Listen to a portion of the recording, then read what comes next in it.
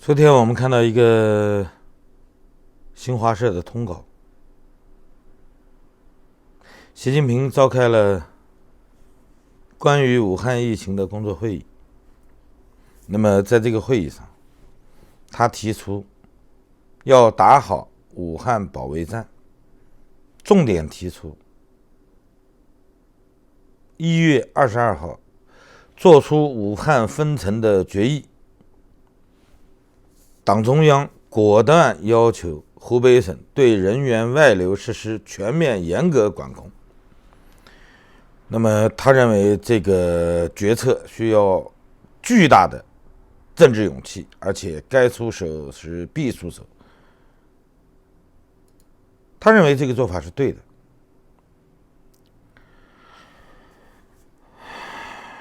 前面我们知道，中央有3个要求：第一，打好湖北保卫战、武汉保卫战；第二，严控北京疫情；第三，对不在疫情重点区域的进行分级精准管控。那么一直到昨天，他还在说要打好武汉保卫战。仅仅过了1天，我们看到人民网发出了一个通告，允许滞留在武汉的外地人员出城离开武汉。那么他列出了一些重点人员譬如说因为保障疫情防控、城市运行、生产生活、特殊疾病治疗等必须要出城的这些人员，经过报备以后得到批准可以出城。另外有一块非常大的这块人群是滞留在武汉的外地人员，允许他们分批的出城。其实他的目前的这个政策呢，还是有一些限制的，其中有2个，一个是所有出城的人员不能是正在被隔离的人员，要求不包括确诊的、疑似的、发热的、密切接触者和处于观察期的已经治愈出院的患者。也就意味着出城的人基本上体温要达标，身体健康，没有发热、干咳、气喘的症状。第二个，他要求出城人员到达目的地以后，必须做好不低于14天的健康监测，并向当地的疫情防控指挥部门报备。上海人总是说，上海捐了一个市长给武汉，而且打了个括弧，是吧？概不退货。去年英勇上台以后，上海的财政基本上就崩溃了，亏损了。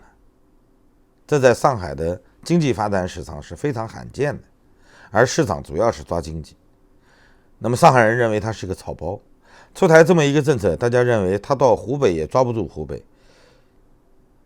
所谓的湖北保卫战、武汉保卫战完全失败了。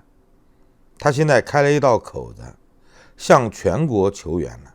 他放出去的不是人，是携带病毒的潜在的携带者。为什么他要开这个口子呢？因为原先封闭武汉，预备在武汉打响一次歼灭战，这个计划本来就是失败的。武汉常住人口接近1200万，加上流动人口大概在1400万左右。封城之前出去500万，一共只剩900万人了。你要封闭的这座城，它已经走掉1/3的人口了。那么经过1个多月来的实验，基本上是宣告失败的。连日本的停靠在日本横滨码头的钻石公主号最后都宣布隔离失败了。那么武汉的隔离还能成功吗？日本的医疗资源绝对比武汉要强，举国之力都没有对付好一个邮轮，别说中国的中部地区，对待一个疫情爆发的中心仅仅靠封闭是不解决问题的。事后我们看到了，中共宣布由军队来负责武汉的生活资料供给，现在我们看到的也是怨声一片供应的蔬菜、生活用品不够，超市里空空如也。那么生活上配套很困难，医疗上更是没有办法去控制疫情。从国外已知的资料上来看，譬如说《柳叶刀》发布的论文，它有一个统计，在首批进入武汉肺炎治疗的这些案例中，死亡率超过 50%。 上海比较出名的华山医院的这个科主任张文宏也出了讲话，治愈率70%几，那还有20%几怎么办呢？没治愈是吧？治死了。这么大的死亡率，武汉当地的医疗系统和全国来援助的医疗系统其实都没有压制住。这次疫情到目前为止，不知道病发的源头，不确定传播的方式，我们对它了解的很少。全世界针对它的各种医疗方案都很费钱，说白了就是烧钱。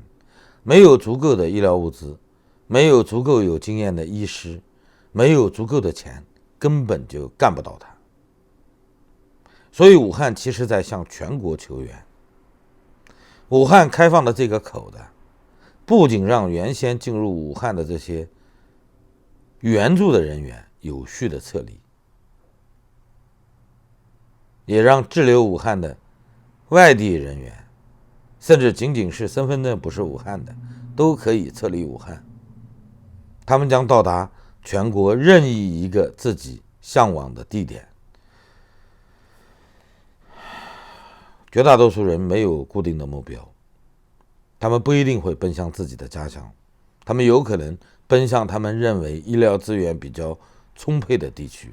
现在北京口子已经扎死了进京开始管控了，所以武汉出来的人不会到北京。至于到哪儿呢？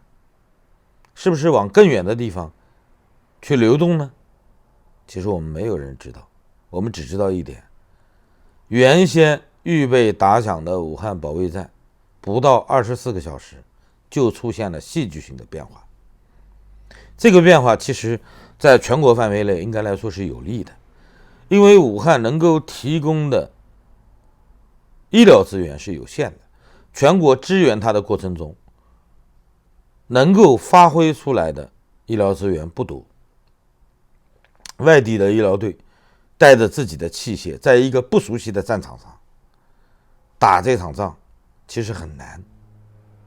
原先大家在驰援武汉，类似于一个添油战术，但是现在北京出现了疫情，由北京出发的这些医疗工作者会被大幅度的压缩，全国能够支援武汉的人越来越少，有经验的人要应付本地即将爆发的疫情。那么现在他开了一个口子，让武汉目前还没有发热的人离开武汉，其实也是让你自行寻找医疗资源目前能够供应得上的这些地区。说到底一句话，既给这些人一次逃生的机会，又给全国各地的医疗机构一次实习的机会。针对今后即将爆发的全国的疫情，这是一次演练，但是不要再奢望什么把病毒消灭在武汉、消灭在湖北了。所有的这些宣传实际上都做不到。不要仅仅认为这是英勇本人的一个决定。人民网既然会大篇幅的把它报道出来，这就是经过上级部门允许的，能够批准湖南这次行动的只有最高当局。所以武汉保卫战几乎没打就宣告破产了。全国范围内即将迎来新的不断增加的案例，你可以把它称为是输入性病例，但给全国的医疗系统做了一个提醒，给他们一个预演。我相信至少在这一点上，在这一个时刻，这个做法不算特别失败。好了，谢谢大家，再见。